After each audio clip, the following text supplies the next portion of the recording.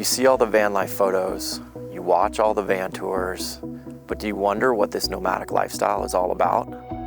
Are you curious about life on the road? Social media calls it #vanlife. We call it home. I'll ask 10 questions to get you the stories that you want to hear from the people who live, work, and travel and adventure in this nomadic lifestyle. Welcome to Life on the Road.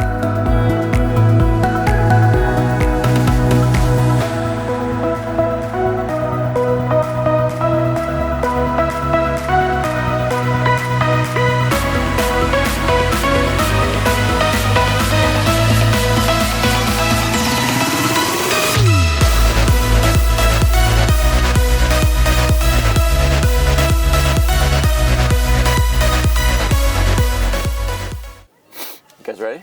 Sure. Okay. Yeah, I think so. Welcome to another episode of Life on the Road, where I ask 10 questions to get you the stories from their life on the road. Welcome, Kevin and Mandy. I appreciate you guys here. Thanks for having us. Yeah, it's amazing. So we're in a very sunny setting. I'm going to be squinting. They have sunglasses, which was probably a wise choice.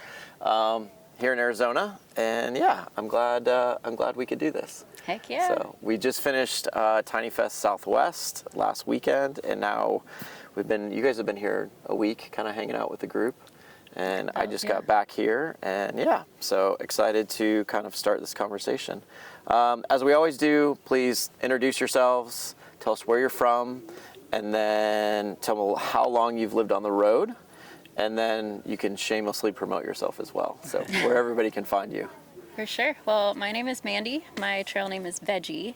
And I grew up in Maryland. And then when my parents divorced, I moved my permanent address to my mom's house in Washington State. Okay. And so I've been West Coast based since 2011. Nice. And on the road, on and off since, in various forms, since end of college in 2012. Okay.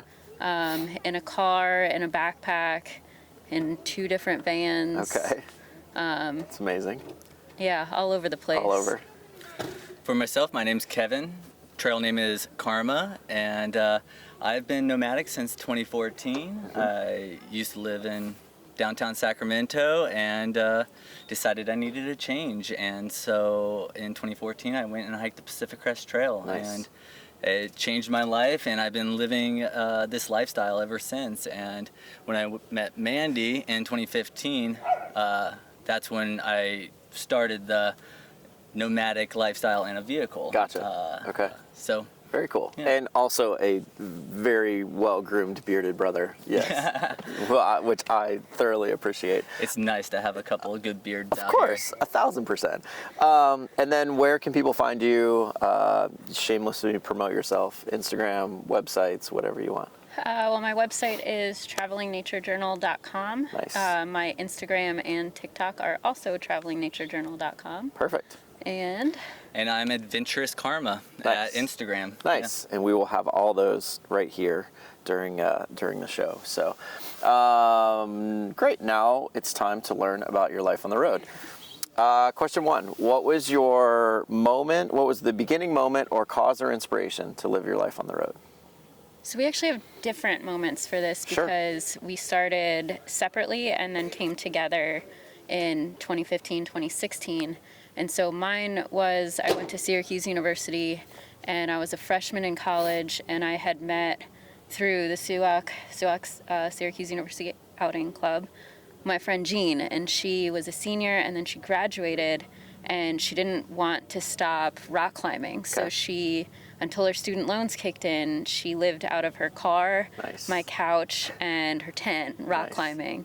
And I was like, whoa, you can do that? A little eye-opening. And so that was my first eye-opening that, like, oh man, you can live on the road, do seasonal work or work pickup jobs and gig work and do what you actually want to do. Yeah, exactly. And so it slowly crept forward from there, but that was my big moment of like, the aha moment. That was my aha moment. Yeah, nice. And that was 2014, you said? I went to college from 07 to 11. 11, okay, so it was early on. that time, yeah. Okay, so before you actually did like your first like big through hike where you met Kevin eventually. first through hike was a Camino in 2008. Okay, so you had been hiking. She's Yeah. actually more experienced of a hiker than I am. She started years before me. Okay. Yeah. So I Okay. started through college. I learned to backpack in Suwak and just loved it and couldn't get enough of it. Nice. And so I started to orient my life around hiking and then working to support the hiking habit. Okay, nice. And for me, I slightly mentioned that I was a bartender in Sacramento for 8 years. Okay. And I was working at a really nice nightclub, and it was a good gig. Yeah. And I blinked my eyes, and those 8 years just went by. Yeah. And every night was the same. Yeah. And then I went on trail, and it just like changed my entire perspective of what I could do in this world. And it just opened so many doors. And for Veggie and I, what happened with us was I started hiking solo in 2014, and in 2015 we ended up hiking the Continental Divide Trail Separately. in opposite directions. Right. I was going north and she was going south. Right. And in Lima, Montana, we ended up running into each other. Nice. And typically when hikers run into each other, you just see each other for just a moment Yeah. and then go on. Yeah. But this happened to be at an intersection for town, and I already had a ride going into this small town. And as we went in, we grabbed these three ladies and He got the truck to pull over across the highway median. That's impressive. And this truck was coming at us in rural Montana, and I was hiking with two ladies, and we were like, whoa. This is not a good thing. And then he and his buddy jump out, and we're like, oh, hikers, okay, we'll get in this we're truck. good. We're good with good. other hikers. Yes. we convinced them to stay in town for a couple of days, and I worked up the courage to ask for her phone number at the Nice. end of it, and she gave it to me. And actually, a year later was when we finally met up and hiked a trail together, the Pacific Northwest Trail. Hey, Dad. Come here, friend. Food up there for you. Watch your water. Oh no. No, that's all right. It's okay. Come here. We might have to do a little pause. Hey, bud, come here. That's Piper. Come on, Piper. Piper. Come on. All right. Come here. There you go. Well, we'll get to this story because Okay. I want to hear more of that story because I know I did a little Instagram stalking. I know a little bit about that story, which is pretty amazing. Okay, so question number 2: what has been your experience with other nomadic travelers living your life on the road? Well, it's totally new in the van world. We actually, before this, just met up with other thru hikers that had also moved into vans or people we knew previously. Okay. And this year we decided to make an active effort and try to go meet people. And so online, somebody had said on Instagram, I think, if you want to meet people, you have to go to a gathering. Right. And so, of course, I Googled, like, where are What's the next van gatherings? And I was like, yeah. oh, look, Tiny Fest Southwest is there. We're an hour and a half away from that right Nice. now. Let's go. Yeah. And so it was kind of a last minute decision, and we just showed up, and it's been wonderful. Yeah. So far. Tiny Fest was your first van gathering? Our first van Holy cow, gathering. that's yeah. amazing. Yeah, absolutely incredible. But talk about, like, obviously living on the road for as long as you have, and I talk about that life on the road in a backpack in many, many different forms. So your experience mainly has been with thru hikers and other hikers. Yeah. So talk about that relation. Talk about, like, what that world looks like to, and come in contact. Obviously, you guys met on the trail. And now are in a relationship, but, like, talk about even just your other experience with other hikers and other backpackers. Yeah, in the long distance hiking community, everybody has a different backpack, just like everybody has a different van or rig, as it may be. Yeah. And how you pack it is up to you. We're all unique, and what you bring with you is your own choice, what interests you. And we took a lot of the aspects of the lightweight gear into account when we were making our van. Yeah. We really wanted it to be as minimal as possible and as light as possible on the road, and also have as much space as we possibly could to be able to fit our activities inside of it, such as our backpacking gear and such. But the community itself, thru hikers are a very small community, and so, like, when you meet a new thru hiker, you instantly have something in common. Yeah. And we say you're one and done, or you're ruined for life. Okay. And so when you meet somebody else that's been out there for a while, you have this, oh, well, I was on this trail this year, and they'll fire back, oh, I was on that trail this year. And eventually you hit a trail that you've been on at the same time. Yeah. or you know somebody who hiked that trail in that year, Yeah. and so you're usually only 1 or 2 people separated. Oh, that's interesting. And so that's always a fascinating thing. Yeah. Like, we showed up in Pie Town, New Mexico, and I met Pony, and we had both been on trails for over 10 years, and we had no trails in common, but we could list off probably 10 people in common that we knew. That you knew. And yeah. we're just doing dishes, like this trail, this trail, Yeah, this yeah, trail. yeah. And It's so that's amazing. always really cool, and you know, you're instantly friends. It's very similar in the van community Yes. too. You meet somebody maybe just for a passing moment, Yep. and then you see them again randomly at a campsite down Yep. the street or in a completely different state. Yeah. And you're best friends. You're like so excited to see each other. and Exactly. It's a really cool small community. Yeah, and it's interesting that you say that, because that's very much how the van community works. In the nomadic community with rigs specifically, is that, you know, you come to a van gathering, you meet a large group of people, and then you all go your separate ways at some point. And you may not see them for months and months and months, but down the road you'll reconnect, or you'll reconnect with somebody else that knows that person, and you instantly become, you know, great friends.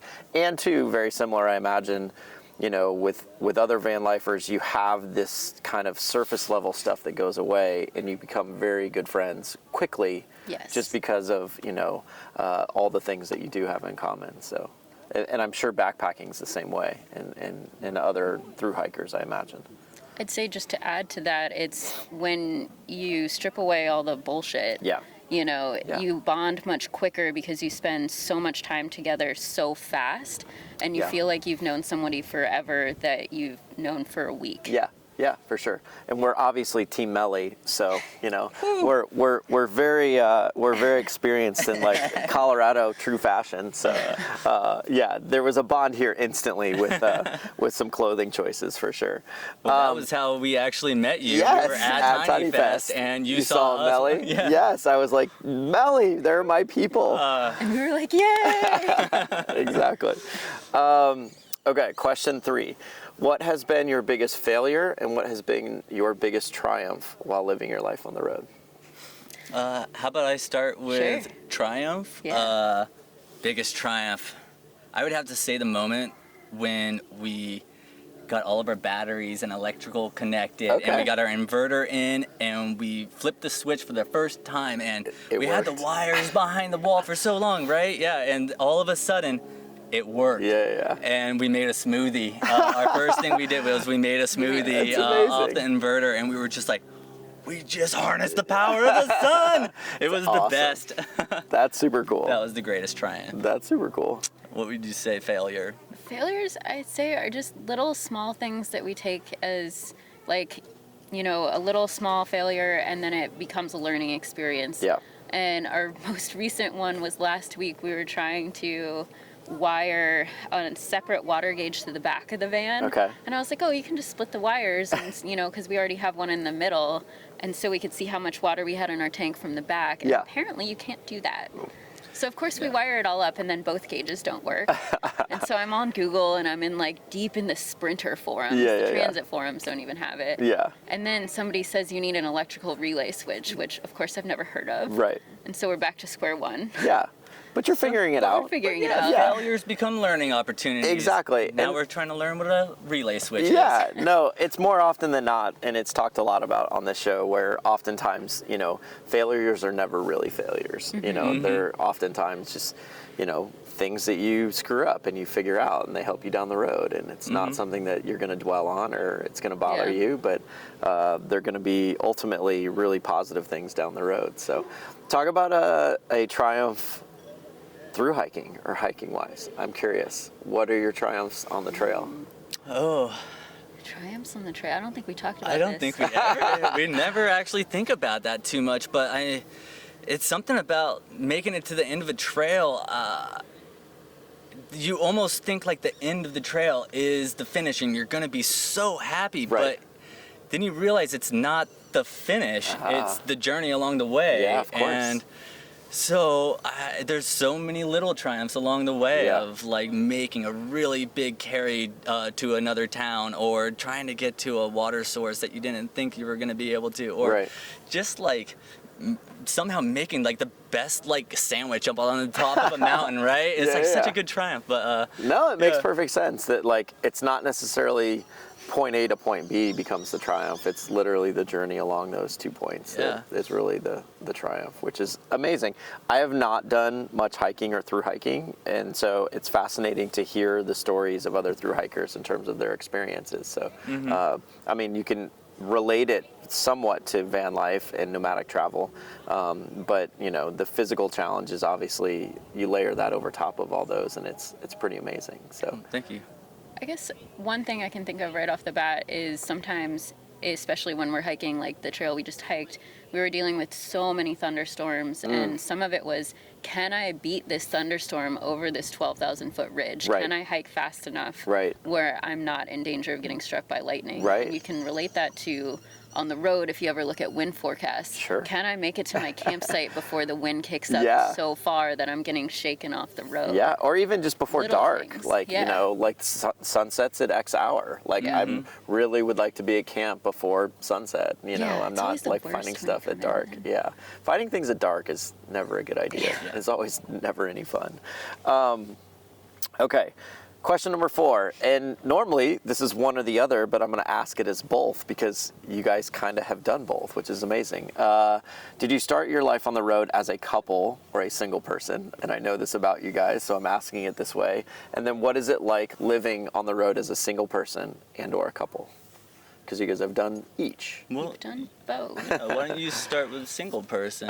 Well, we started separately through hiking, and I lived a bit out of a Toyota Matrix on my own, which was a story in and of itself. Sure. But it kind of on and off more than full time, and I'd say it's easier and harder with a couple. It's easier to split chores. Yep. It's easier to navigate because, you know, one person can navigate, the other person can do something else like driving. Right. And the same thing is true on trail where one person can kind of navigate, especially in, you know, an off-trail situation. Sure. Like, I tend to be the one with the maps and point him in a direction and he finds the easiest path. Gotcha. And so you can really, it's easier to split up those tasks Or like dinner, for instance, one person will make it and then the other person will be doing dishes. Right. It just makes it really simple, and Yeah. or not simple, but easier for For us both in a of you. way. Yeah, together, like Yeah. as a couple. That makes perfect sense.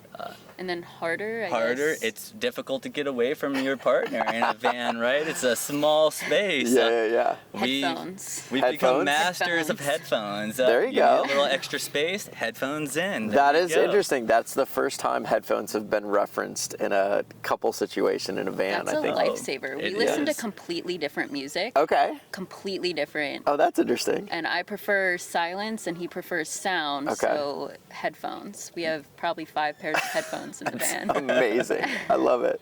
But I mean, it's a really good point. Like, you know, oftentimes we talked, you know, sometimes about having separate rigs or being separate from your partner, but you guys live in this together. So therefore it's like, you're not separate. You're together a lot of the time. So This is way bigger than our tent. yeah, exactly. This is like a massive step up from on trail and in a tent, I imagine. So a lot more space, but Being able to stand up is nice. yeah, for Yeah. sure. On trail too, we hike different paces. So Okay. this is something that comes up a lot of like, well, how do you deal with each other on trail? Yeah. And he hikes faster than I do. And so we have this general system where we make a plan where he hikes on and then he'll stop at a view, Okay. a water source, a confusing junction, Right.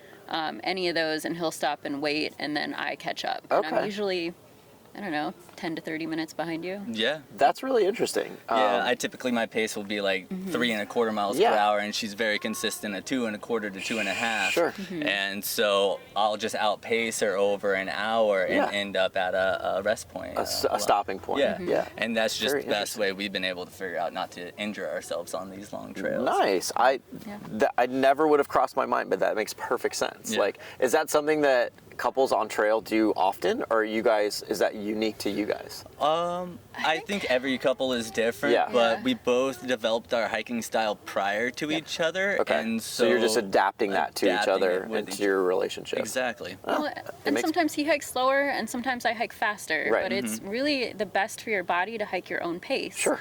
And so we've, I will always speed up for part of the day and hike with him, and he'll always slow down for part of the day to hike with me. Right. And so we kind of do a give and take, and, we'll night hike together, for example, or morning night hike together. Right. Because it's just easier to get, something wrong at night. Yeah. But otherwise, and I think it's really interesting that it's literally just been down to like just simple communication between the two of you and saying, hey, let's just set up this little system. It works for you guys, obviously. And I think it's amazing. I imagine it's very similar in the van with like headphones, and obviously musical tastes are very different, which is so fascinating to me. First of all, I think that's hilarious that I went to my first punk concert the other Nice. week. on my birthday.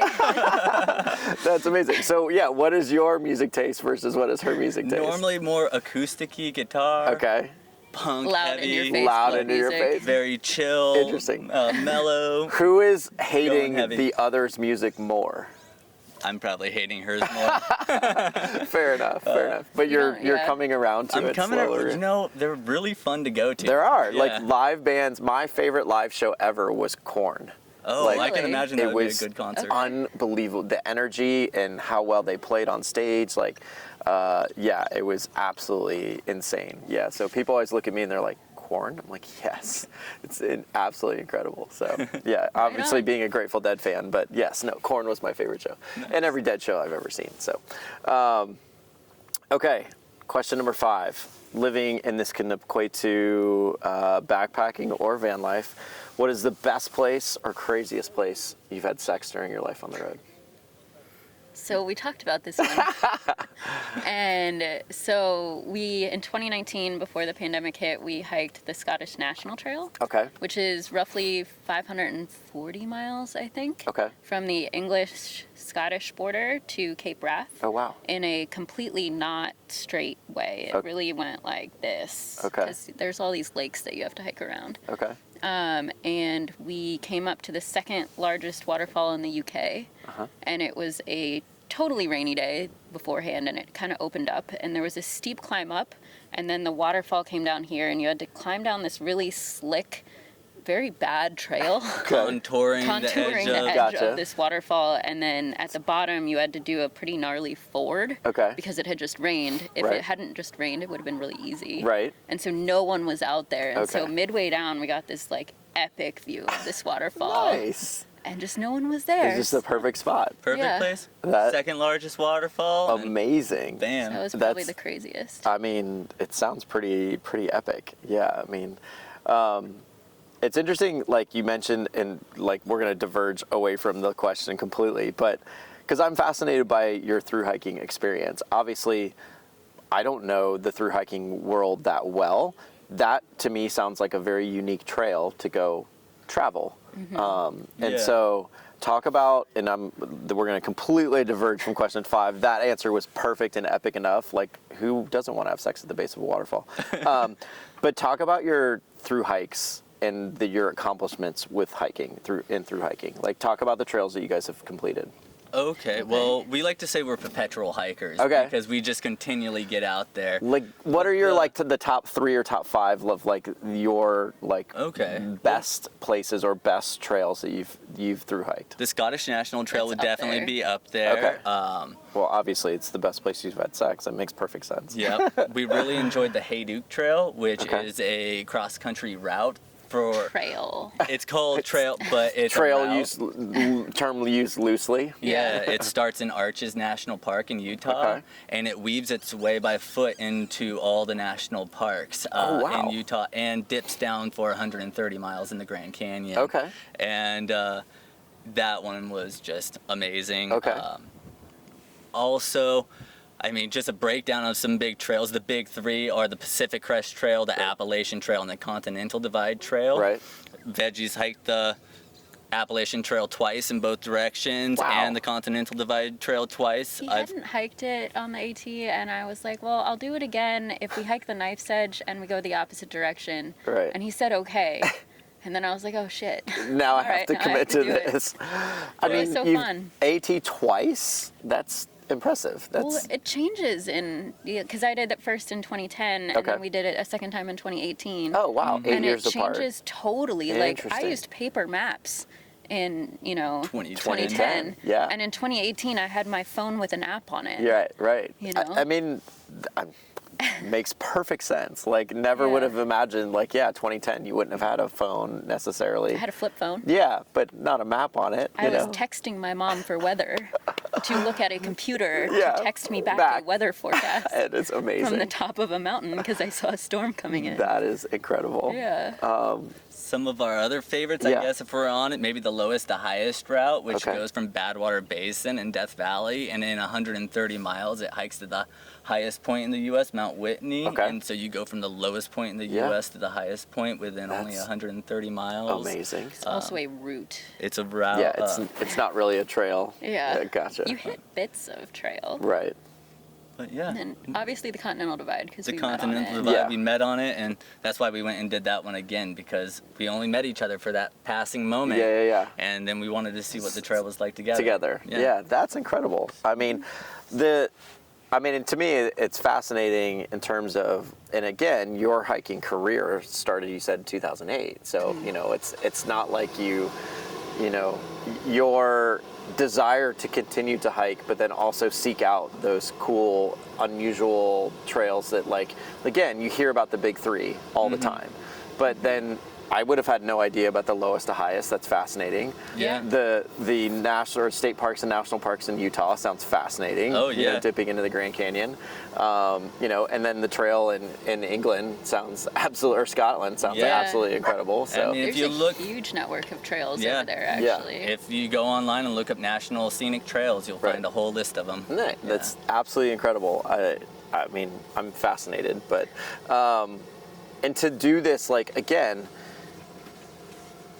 the PCT and the AT trail are a massive time take. Like, so, to say that you've done this twice in your life and that you guys have done all these epic trails, these are months long commitments, like, all the time. So, So I would add, like, it's very similar to van life in that it simplifies your life. Okay. And we say that we really get our faith in humanity restored on these trails for several reasons. And one of which is you eat, you sleep, and you hike. Yeah. And your main worry is, do I have enough food to make the miles to the next town? And how do I ration the food that I brought out to do that? Sure. Where is my next water source? Right. And so your needs are really down to food and water, and can I pitch my tent here? Right. From a safety perspective. Yeah, and it's very similar in a van, just to bring it back to the road, like, how long can I stay out? Because we like to stay out on, BLM, Forest Service, state trust land, and so we set up our rig to stay out for the maximum time. Yeah. And so we found we have a 40-gallon water tank, and we can generally last about a week. Yep. And that's including a shower. Yep. And we have about a week's worth of fresh veggies, and I'm vegan and he's recently vegan, and so fresh vegetables matter to us. Of course. And so how long can we stay out with the supplies we have? Yeah. And it really simplifies that down to your basic needs. Yeah. And it opens you up to more experiences with people on an authentic level. Yeah, I think that is an amazing thing, and probably, a great piece of advice for individuals that are trying to understand what this lifestyle is all about. And I think it's beautifully said in a way that it truly is, and gives you an opportunity to truly simplify your life, and allow for kind of all the superlative stuff or the stuff that's maybe unnecessary in your life to kind of fade away. And then it allows you really to then focus on the things that are important to you, and with you guys, obviously it's hiking, spending time together, photography, which we can chat a little bit about, because obviously, fellow photographer, I always love that. So, which we'll touch on here a little bit. So question 6, excuse me, is how do you make money living your life on the road? Mostly odd seasonal jobs. Okay. We've done this ski resort number for a while. Yep. We're getting a little tired of it. You can only teach so many 20-year-olds to not put a pizza box in an oven. It's so good. When you get random roommates and you're like, okay, like, let's think here. Yeah. So amazing. Don't put the couch in front of the fireplace. There are problems here. Yes. you know, so we Yeah, do random those random gigs. gigs. We used to put up the large Christmas trees in the Bay Area, Okay. in Sacramento and Las Vegas, the ones that are like 40 foot to 90 foot, Okay. the city trees. Okay. So that was a really good seasonal job for a little while. Nice. Recently we did insurance inventory. So Okay. when a house burns down, Yeah. somebody needs to go into that burnt down house and take pictures of everything in Oh, the wow. house, and then that gets put onto a spreadsheet and Yeah. given to the insurance company to give the people the correct money. So we got to hazmat suit up and go into some firehouses and take Interesting. photos. It was But fascinating. Yeah, I somehow we imagine. just end up with Yeah. jobs, and we're just open to opportunities. Well, and again, too, I think it's such a great, kind of. I'm glad we're talking about it because it shows really the opportunities doesn't have to be with one specific career. It doesn't Yeah. have to be with one specific job. You know, you can still live this lifestyle on the road or be a nomadic traveler with having the opportunity to really come whatever comes across your way, as long as you're open to it. And there's more opportunities to find work that I think people recognize. So Especially right now. I would have no concept of that you could suit up a hazmat and go, take photography for, fires for insurance companies. But I didn't it makes- either. It makes perfect sense. Either. Yeah, but like you stumble across this and you're like, all of a sudden you're like, I could do that. Yep. Like totally could do that, And oh, you're gonna pay me for this? That's great. Let's go. So that makes perfect sense. Our strategy is also to save money. Okay. Yep. So while we work a lot of seasonal jobs, we also try and camp for free as much as possible. Okay. So that includes, saving money through not paying for camping, Yep. not driving as much. Yep. We like to So call it slow travel. Slow travel. So we Yeah. like to stay in a spot for at least 3 days, preferably a full week. Yep. And we just make sure we have enough supplies to do that. Yep. And then we cook everything. Yeah. And that is our biggest money saving strategy, whether we're working a seasonal job, through hiking, Yeah. or anything, is we cook everything because you save so much money if you cook. Yeah, if you don't eat out. Yeah, I think it's a great piece of advice too. And I love the concept of slow travel because fuel right now is expensive. It So, is. having the opportunity to stay in one location and use your resources that you brought with you or that you have, use them completely, allows you to save more and more money. And it gets talked about a lot on the show with, old rigs versus new rigs, which we'll talk about your rig here in a minute, about not spending money on your rig, but then spending money on the things that you need and desire. And, I know you have a much newer rig than most people. And We had the old rig. did you have the old We rig? had Okay, the so old you have rig. some experience with Yeah. this. So, and let's roll right into the next question because then we can talk about that. What is your vehicle? Who built it? And why did you choose it for your life on the road? This is a Ford Transit, Okay. 2020 all-wheel drive, Okay. mid-length, Yep. high roof. Yep. And we chose it for a few reasons. The all-wheel drive, Yep. that was a big one for us because we go on some pretty crazy dirt roads. Yep. And we didn't want to get stuck. As a 4x4 owner, I like that as well. Yes. The height. So in our last van, he couldn't stand all the way up, and so he was doing the Nothing like cooking this with your number head like or the this. squat number. Yeah, My knees got very strong. Destroyed. Yeah. So the height was a big one for Okay. us. And we wanted a Ford because any mechanic anywhere could work on it. Very true. And I have a really good mechanic in Washington, and he told us if we got a ProMaster, we wouldn't be friends anymore because while they did great on their trucks, he said they didn't do as well on their vans, Yes. and we would be seeing him too much. That's so funny. So those are the big reasons why we got this one. Okay.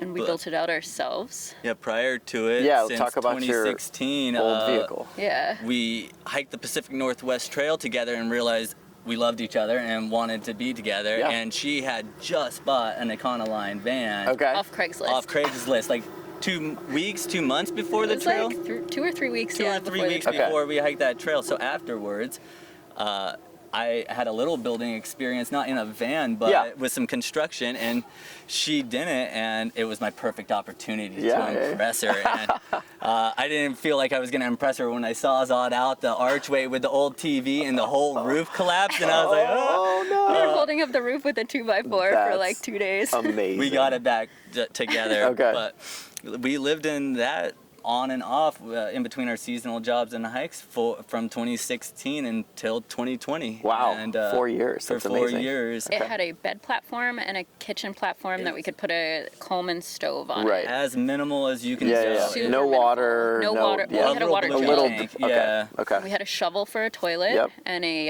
Costco cashew container Yep. for a pea jug. Okay. Because you gotta have the wide mouth. Yep. Exactly. I love it.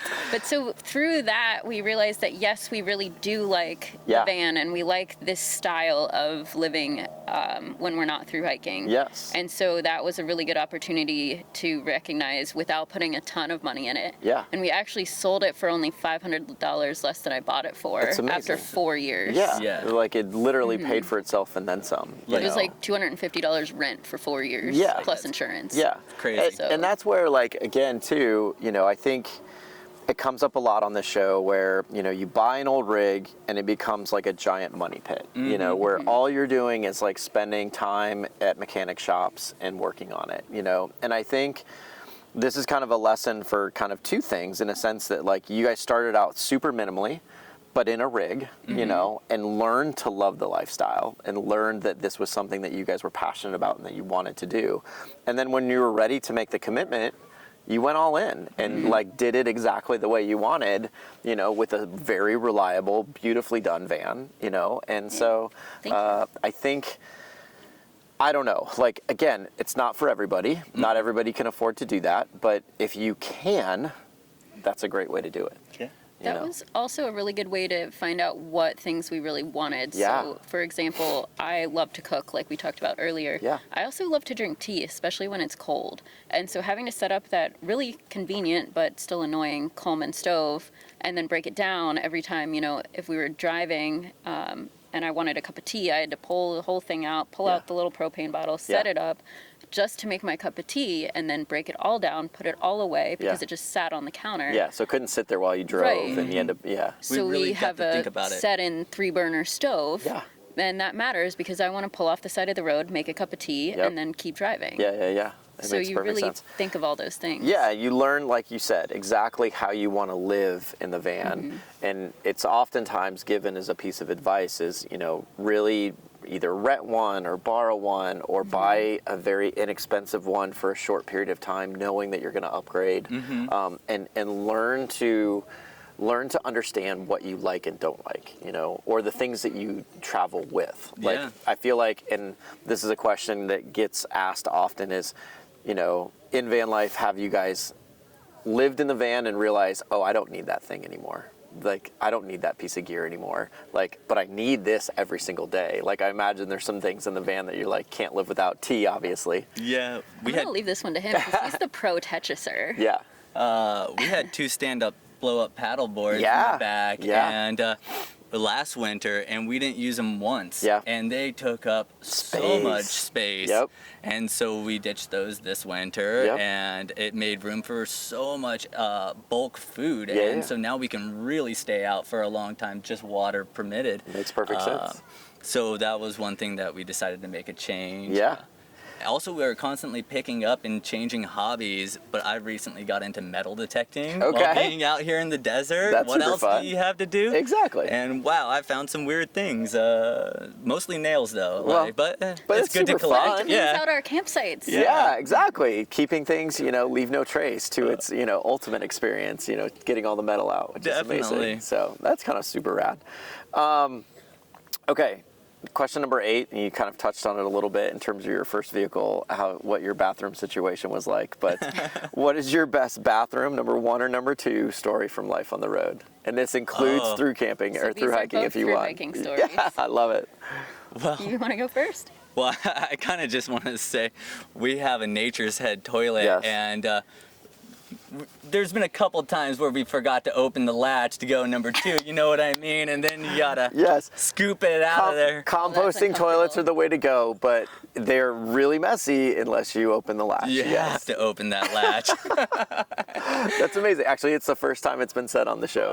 That is It's an probably not the issue. first time it's happened. It's to definitely anybody, not though. the first time it's happened, for sure. It's happened to me. It's happened to most Hey, we're not the everybody. only ones. We're not No, the only you're ones. not the only one, for sure. And I imagine others will be using that story as well, who have composting toilets. So, but On trail, we were hiking the Arizona Trail. It was my second time hiking it, and we made it into Flagstaff, and we were hanging out with some friends that lived in town. okay, And the trail goes right through Flagstaff and Okay. then continues out north of Flagstaff over around the San Francisco peaks. sure, And we hung out with our friends, and both of us that night, being on trail and being hungry, ate an entire pizza to ourselves. okay, The next morning we go hiking out, and as we're heading out of town, we're realizing, wow, there's a lot more neighborhood streets than we expected. And I had to go. There wasn't anywhere to go, Yeah. and my fresh underwears definitely got saturated on the side of a neighborhood street. It was like a neighborhood in development, and he did manage to get off into some undeveloped trees. I found an area to kind of like clean out, and then kind of waddled stepped ways until I found a creek and was able to rinse up some. But that's awesome. yeah, that was not the most. Basically, yeah, some unfortunate planning and Yeah. some on both ends the night before and Don't then eat the a morning whole of. pizza to yourself, yeah, and That's amazing. you'll learn to regret it the next day. Especially with through hiking and hiking Yeah. long days. Yeah, that makes- goes for peanut butter as well. So that is the segue into my story, is hiking southbound on the CDT in 2015. But before I get into this, I have a question for you. Yeah, of course. Have you ever shat your pants? Yes, 100%. Perfect. So our buddy Not Guilty says that there are two types of people in this world, those who have shat themselves and those who have lied about it. So I'm glad to know that you're in Awesome. category number I'm one. category 1, 100%, yes. But so speaking of that, we were climbing up, I was with a few people climbing up Mount Taylor, and it was the evening, and we were trying to get more miles in. And to get more miles in before it was dark, I just ate peanut butter for dinner. Okay. Don't ever eat peanut butter only for dinner, because the next morning I made it out of the tent, but like I was about 2 steps out of the tent before I had the same problem he did. Gotcha. Amazing. So no peanut butter for dinner. No, just peanut butter No, by just itself. peanut butter. I was by just itself. spoon eating peanut butter walking up this mountain. Also, in the through hiking world, there's a saying: you're not a true through hiker until you. You've chat yourself. Yeah. That makes perfect sense. You did mention something in your statement that I'm super curious about with through hiking in general. Is it often done like in terms of, I want to go an extra 3 miles, I want to go an extra 5 miles? I feel like, I know a lot of them have like set points in between and you're just going from point A to point B to point C, like there's destinations along the way. But are there ever conscious choices where you get to a point and you're like, there's still daylight, or I just want to keep going? Like, Oh, yeah. Are those like quick spur of the moment decisions, or are those more like planned out based on how you feel, or like kind of talk about that for It's a a minute? little bit of both, actually. Okay. A lot of it's based on how you feel. Okay. Because at the end of the day, you might have been expecting to do a 25 to 30 mile day. Right. And then you just feel like crap and you only end up doing 18. Interesting. 22. Or 22, Yeah, or yeah. the mountains just kick your butt that day. Right. And then the next day, you just feel really good and just Yeah. decide to keep walking. Or Okay. it's colder weather where Right. you don't want to stop and sit down and Right. take breaks for a long time. Right. So walking obviously is better and keeps you Yep. warmer and I think There's- some of my biggest mile days have been on like Cold those days. slightly Cold days. cold days where if you stop for too long, you're gonna get cold. Right. And so you stop for 5-10 minutes and Right. then you continue. interesting. Okay. Or you're trying to beat the post office hours. Ah. So as vegans, we mail ourselves food Sure. to get the right nutrition on trail. Sure. And sometimes, especially if you're cutting it close on a Saturday, Yeah. not all post offices have Saturday hours. And then when they do, it's like a 2-hour window that you Sure. have to make. And so sometimes you push miles or take miles kind of away to get to that post office to get Good your point. box. Because if makes- you miss a Saturday post office Yeah, hour, you have to you have to wait. Sunday Until Monday. Yeah, yeah, until yeah. Monday. It- which Interesting. means you spend more money in And town. if it's a holiday weekend on Monday, you're there until Tuesday. Yeah. No good. No And good. I imagine that to be definitely a challenge logistically, just trying to figure that out. That's so. my job. Obviously your experience, I'm sure, shines through in that moment where does. you've done this before and you know exactly what you're doing from that perspective. Question number 9, what is the happiest and hardest moments living your life on the road? The hardest was in our old rig, and because it was rear wheel drive and old, when we would work ski jobs, we left it to sit Okay. And so this started to give us more and more mechanical issues, Okay. and was one of the reasons why we sold it and upgraded. Okay. But we Another were driving. common theme in this show. Yes. Mechanical issues with a rig. Yeah. Yeah, So for sure. we're leaving Seattle and we're heading to the Tetons because I needed to recert my woofer, and I wanted to go to the Tetons, so I signed up for that one. Sure. Who doesn't want to go to the Tetons? Yeah, right? exactly. And so we're driving down I-90. It's an oddly hot day in August. It's Okay. like 99 to 100. Okay. Freshly just like drove out of sitting, and we had a tire tread separation. Oh, Lord. And so I was driving and I was drinking tea as it happened, and I like slammed my tea over. Yeah. Managed to like Just take my grab foot it, off yeah. the gas Yeah. and just glide it over. Oh, Wow. she handled it masterfully. Yeah. It was amazing. Never had that happen before. It's scary. It was It's super scary. Super scary. Yeah. Luckily, the tire didn't blow as well. Right. But we managed to get off to the side, and we went to go change the tire. And because it was an old van, we had never taken the tire out of the bottom. Yep. And they had the wrong tool that was stashed in the back when we bought it off Craigslist. Yes. People always ask, and it's a question that I get in van life or nomadic travel, and everybody has different rigs and different setups, but more often than not, you see rear tires on the backs of vehicles or the sides of vehicles or the top of a vehicle. And people ask that question all the time, and it's just for this purpose. It's literally like you get a flat tire and you have a very large, heavy rig. The last thing you want to do is get underneath that thing and drop a wheel, drop a spare, and it's just easier access, easier to kind of make a change if you need to, having that on the rear of the vehicle. So. We've been looking into that, and then also it opens up a lot of Space underneath. You could Yeah, add a exactly. water tank or Yep. something. Add a gray tank, you know, add extra storage if you need to. Yeah, there's plenty of things you can do with that. So that makes perfect sense. So changing a tire in... We didn't change it. We had to call AAA because we didn't have the right tool. Tool. to Yeah, do we it. couldn't get it out. Yeah. But it goes further because then we went to Les Schwab, spent 3 hours in Les Schwab, and we had to buy 2 new tires Yep. because you had to buy 2. Yep. And they over tightened the valve. Oh, no. And so this was near like Moses Lake. Yep. And we get to Spokane and we pop into REI to pick up something for the hike we were going to do before the woofer recert. And we hear the Oh, no. Yeah.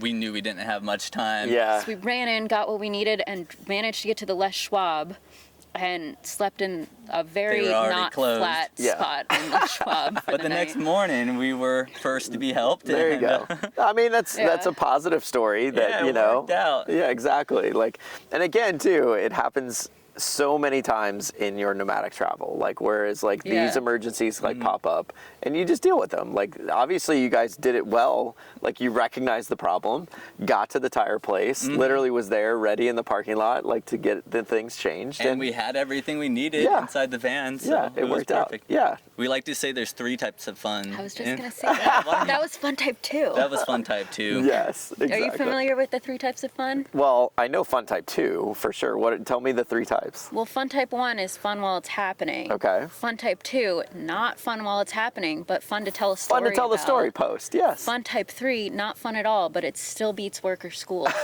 I actually love that. That is brilliant. Absolutely I did not come brilliant. up with that, though. No, well, we're gonna But steal we it. live by it, yes. But you live by live it, by which is it. amazing. I love that. I like number 3 a lot. That's very good. Yeah, and number 2 literally I think defines van life or nomadic travel in general. Like, and again, they're always great things. Like, we go to great places. We're in a beautiful setting right now. Like, those things are amazing. But van life is hard. Nomadic travel is not easy. And you're going to run into many, many issues over and over and over again. And it's how you deal with them.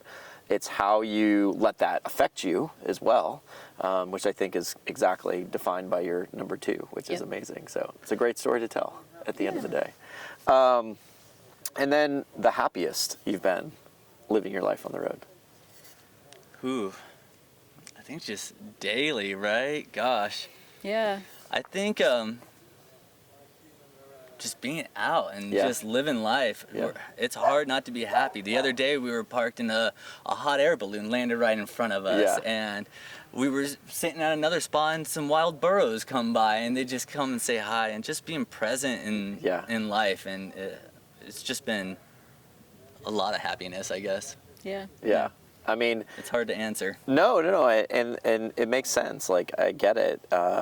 You know, in a sense that this lifestyle really gives you an opportunity to find not only yourself, but then doing it with a partner, sharing those moments together, like I imagine are just, quite magical experience, whether it's something as small as a balloon, not small. I mean, we were really excited about that. That made our day. Yeah, exactly. And it's something that you guys will remember and talk about forever and ever, going forward. So, I do think it's a lot of those like little moments as you travel,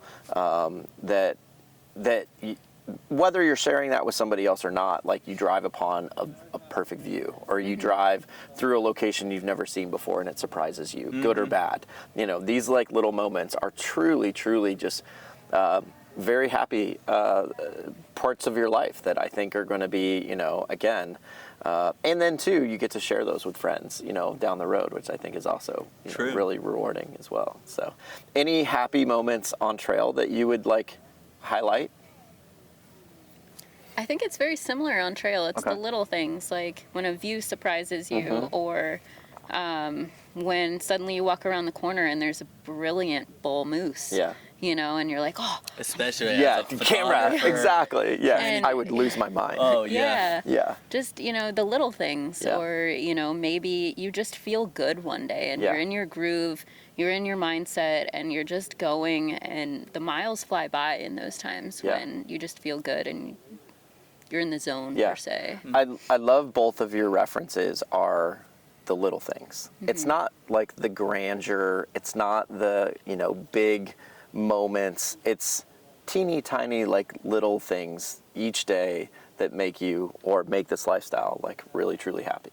Or So, like, we had a lot of thunderstorms this summer. Okay. And it started to become a game where, because I'm over walking through shitty weather. yeah. And so our tent setup, we can set up the tarp, which is really handy, and not the tent part, Okay. or both. Okay. And we can set up the net tent from under the tarp, which is really handy. Okay. And so it became a game of throwing our backpacks down, setting up the tarp over it right as it was raining or right as it started to Right. storm.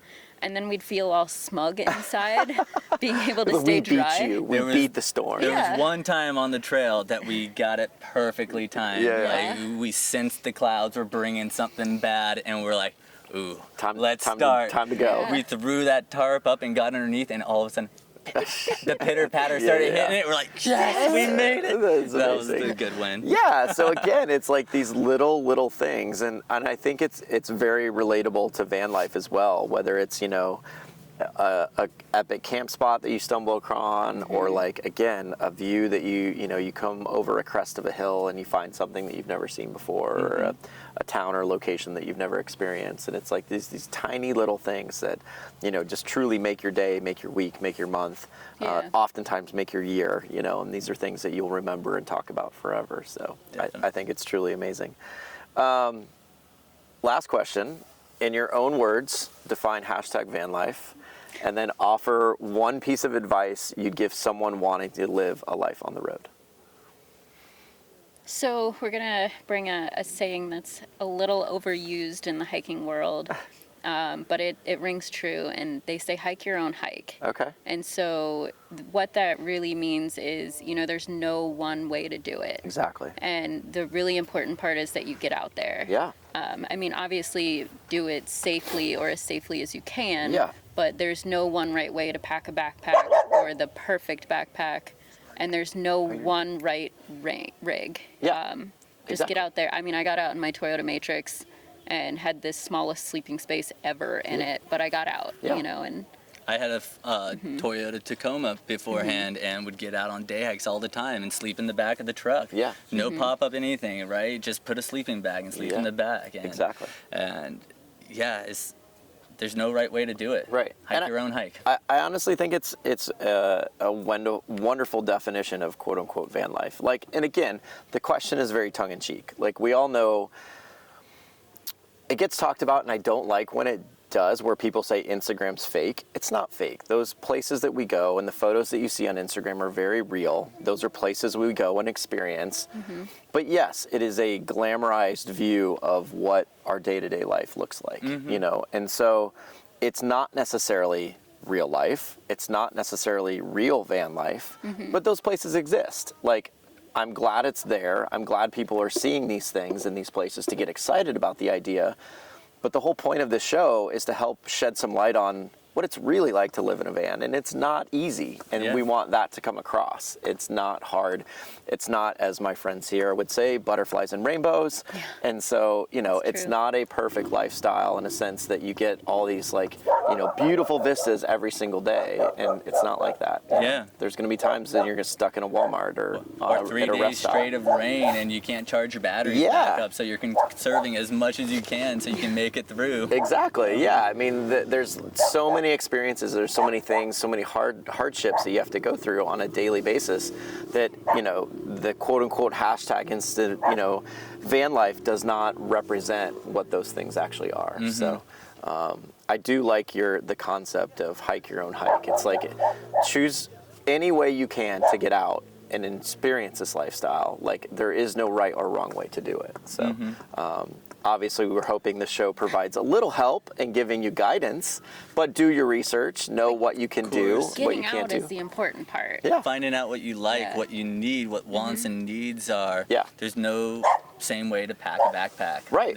Well, and I think you guys said it earlier, like you started in a rig, you learned very minimally in that rig, you learned what you liked and didn't like, and then as you got more experience and were able to get a rig like this, then you kind of had that history, that background, that know-how, or that knowledge of what you wanted to be able to build exactly what you needed, which is, I think, is really the ideal way to do it. So, and a piece of advice you'd give someone wanting to live a life on the road? Don't be scared. Yeah? Just do it. Just go. Just go. Go for a weekend adventure. Yeah. Go, figure it out. You'll find out what to do. Sit with that fear, accept it, and then try to go anyway. That's really interesting. It's okay to be afraid. Yeah. Every time we start a through hike, I always get jitteries. Yeah. Even though I've done, you know, thousands and thousands of miles, every time I start a through hike and my body hurts and my foot randomly starts hurting in a new place, and I'm like, oh, why am I doing this again? Yeah. You know, and after 3 days, I'm like, oh yeah, this is why. Yeah. Fear is normally telling you something good is about to come. That's interesting. I love that perspective. Obviously, that piece of advice gets said over and over and over on the show. Just start. Right? Like that's pretty simple. But I love the idea of sitting in your fear or, you know, in an uncomfortable situation, you know, and learning to kind of maybe accept how you feel in it, or learn how you feel in it, or accept what your surroundings are, you know, and kind of learn from those experiences. I think it's... I would add certain uncomfortable situations, yeah, right? No, of course. Crazy riff-raff is happening outside. Don't just sit in your fear there. Just go drive somewhere else. Exactly. Yeah. For sure. Safety, of course, of, you know, making sure you're in a safe location. But discomfort is not necessarily a bad thing. It often can tell you a lot about yourself and your surroundings, and I think that's an amazing piece of advice for sure. So listen to your gut too. Like, we pull up to some spots and something doesn't feel right, and even as a couple we'll move, and so whenever we pick a campsite, we always try to get at least 3 in a certain area, because, you know, maybe someone's already in that spot. One time we pulled up and there was a dead cow, and it just stunk. Like, I don't want to camp next to a dead cow. Or there's trash because somebody else just trashed it, and, you know, maybe you don't have enough trash bags to clean it up.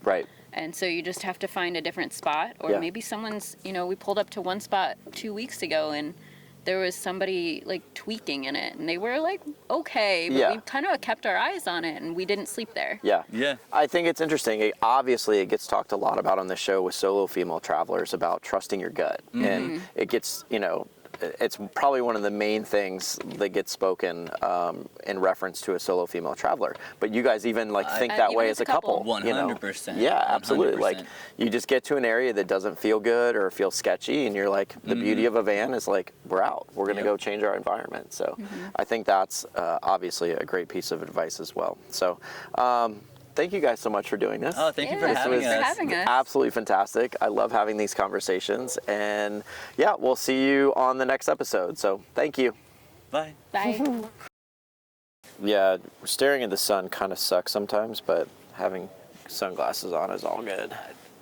I think I'm going to have to, otherwise you're going to have... Oh, yeah, exactly. You won't be able to see anything. Exactly. You can hear some audio. Oh, good Lord. Yeah, that sun is really bright. You guys looked at the questions? We Kind of have an did. idea? Nice. Good. We I'm thought glad. about a few things last night. We were like, which story would be better? And then, is it Amanda or is it Mandy? Mandy. My official name is Amanda, but I don't like being called by it. This is our first interview. I'm sorry. I'm so nervous to do dude, it, but I'm don't like, be. but Like, the goal this year is to get out of our shells. yeah. We'll see. Cool. We'll see. Yeah. So this has been awesome. Thank you guys. I hope you were able to stay at least enough on track. No, you guys are good. That's my job. That's We what I tend to go do. on some tangents. No, guys, tangents so. are great.